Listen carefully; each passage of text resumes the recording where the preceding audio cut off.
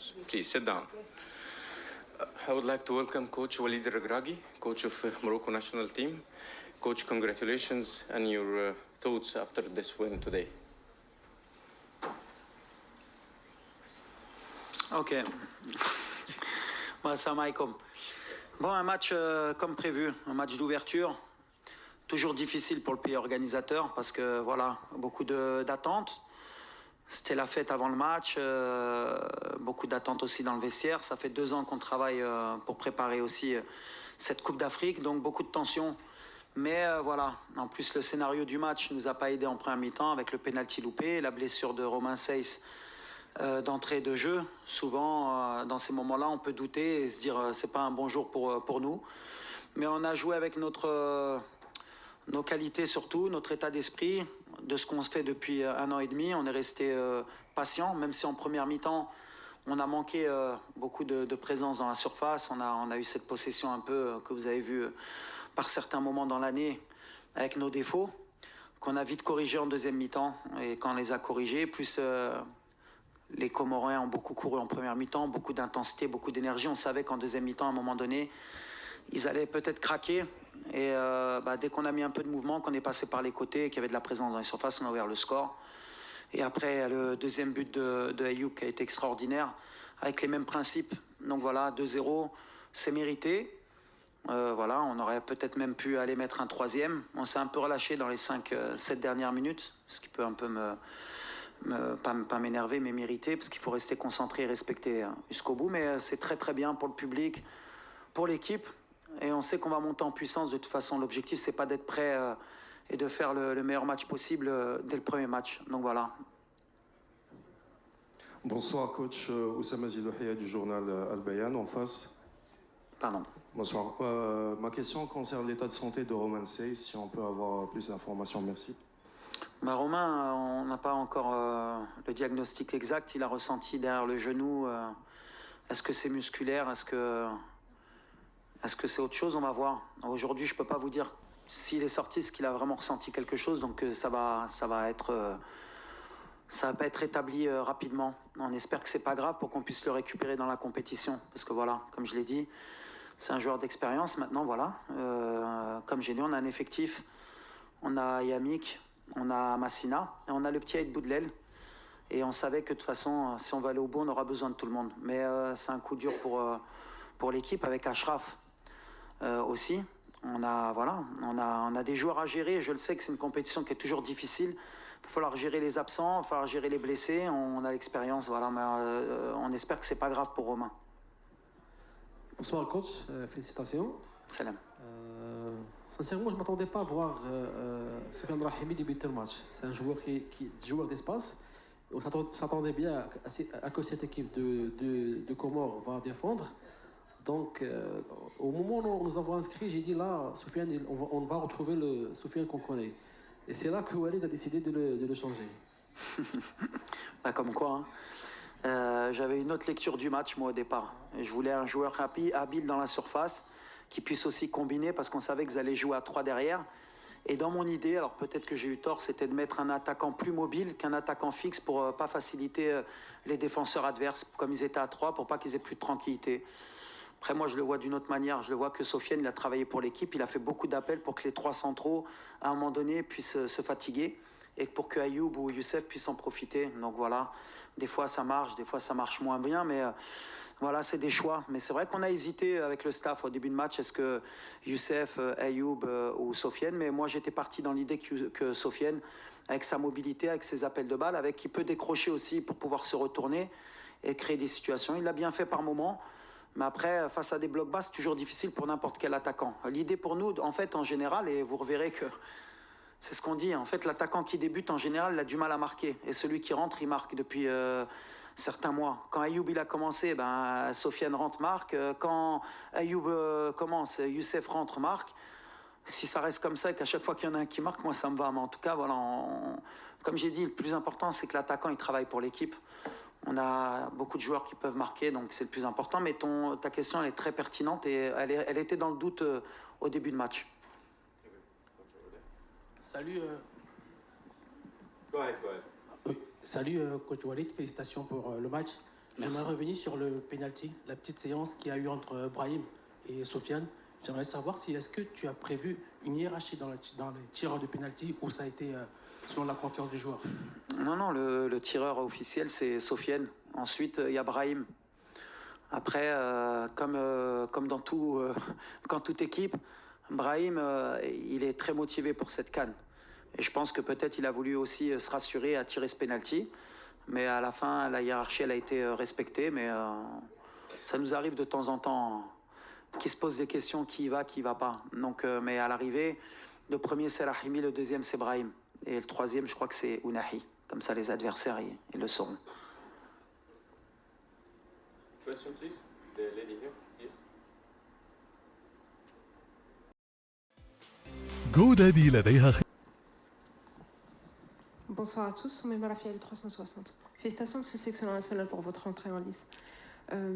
Est-ce que vous attendiez, d'abord, comment est-ce que vous êtes allé chercher les ressources, vous avez puisé ces ressources pour revenir dans le match qui était plutôt compliqué au premier abord et puis, compte tenu de ce que les Comores ont présenté aujourd'hui, à quoi est-ce que vous vous attendez face au Mali, qui va très probablement s'inspirer de cette belle équipe des Comores?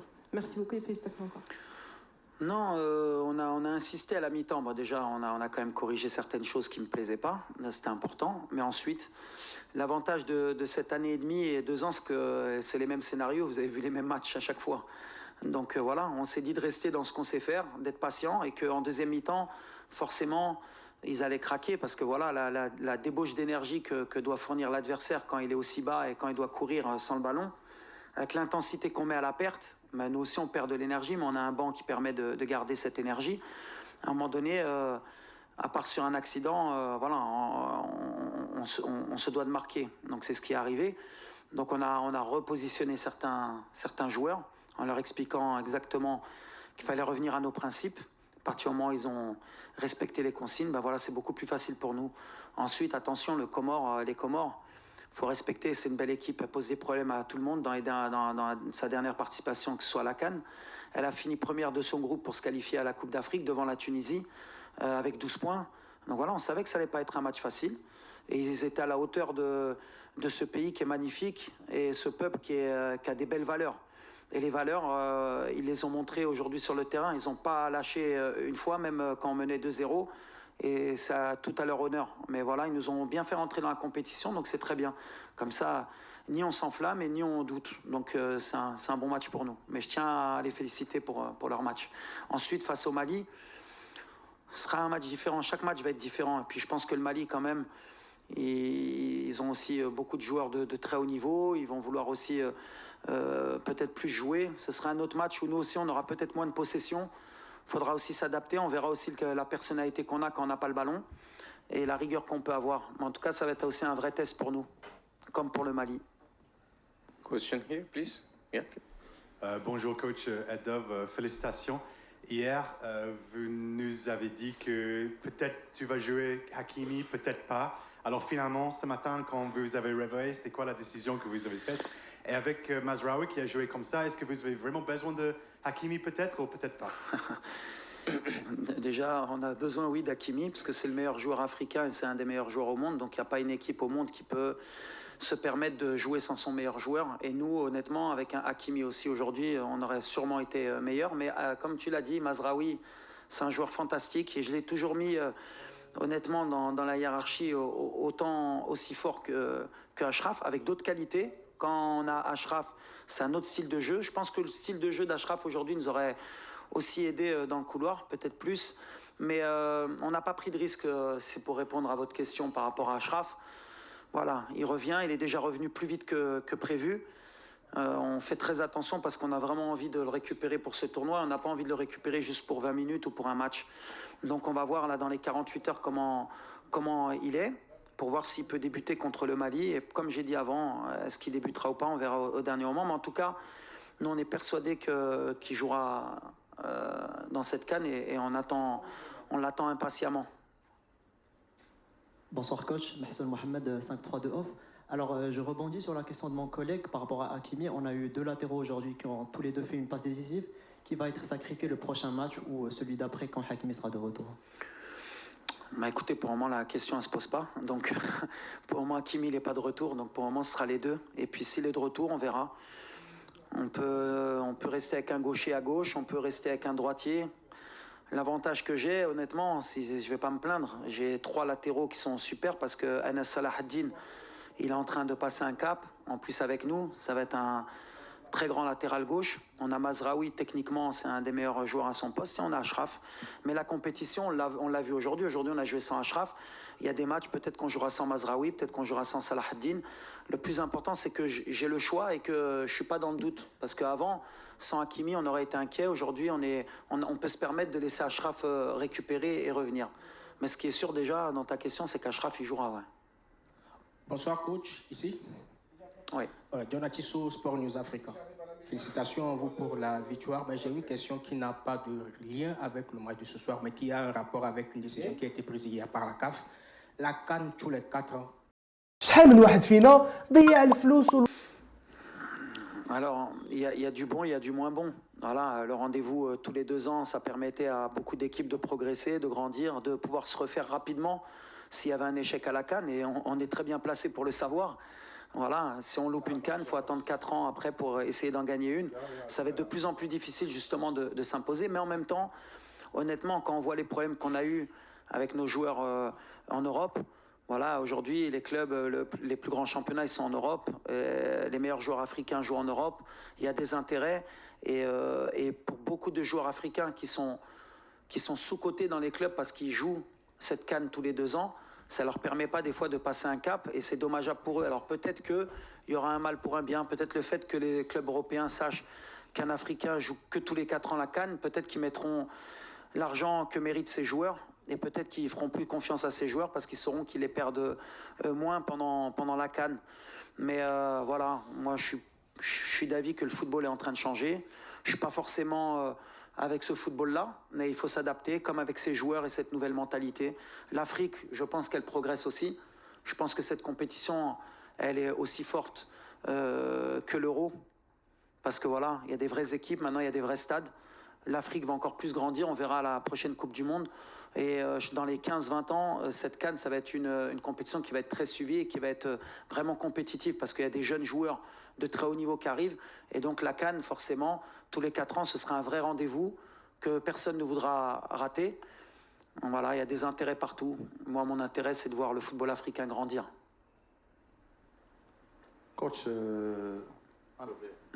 كوتش شعيب السلام عليكم فيليسيتاسيون بعدا كوتش عاد مول السباعي نشوف تابع كوتش السيناريو اللي ما كيبغيش حتى شي مدرب يتصاب لك القائد ديالك يعني في اول مقابلات ديال هذا الكان كيفاش يعني شي تعليق ديالك حول الاصابه ديال عميد الفريق سؤال ثاني كوتش شفنا ما سجلناش حتى الجول سؤال واحد بس لو سمحت لان الكوتش عندنا زمايل كتير في المؤتمر والكوتش عنده واخا نخليو هذا ديال التعليق ديال على الاصابه ديال عميد الفريق سيس وحنا كنعرفوا الاهميه ديال داخل المنتخب الوطني شكرا بحال اللي قلت لك ملي كتبدا اون كومبيتيسيون ماشي خايف بالحق ديما عندك ديك لا طونسيون ديك تفرح الجمهور وتدخل مزيان في لا كومبيتيسيون بحال اللي قلت لك لو سيناريو ملي كتشوف ان بينالتي في الاول كتزقلو والكابيتان ديالك اللي عاولتي عليه في هاد لا كومبيتيسيون دبليسا تقدر تدخل لك الدوت على هادشي انا فرحان مع هاد الفرقه باسكو واخا هيدا فوالا نايف رجع لبلاصتو ياميك دخل في اليمين بحال اللي ما طرا والو ياسين هاز لو كابيتانا اللي كيستاهل وبقينا في لو ستيل اللي نقدر نقول اون با دوتي كنعرفوا باسكو بزاف المرات في لي 18 فيكتوار اللي درنا كونسيكوتيف je sais plus il faudrait que je revoie les statistiques شحال ربحناهم في deuxième mi-temps donc voilà on sait qu'on est une équipe en deuxième mi-temps on monte en régime donc voilà maintenant la correction aussi باش نتهنى انا وتا الجمهور يتهنى هي première mi-temps de marquer le plus rapidement possible quand même باش le jeu il soit plus ouvert pour nous. شكرا.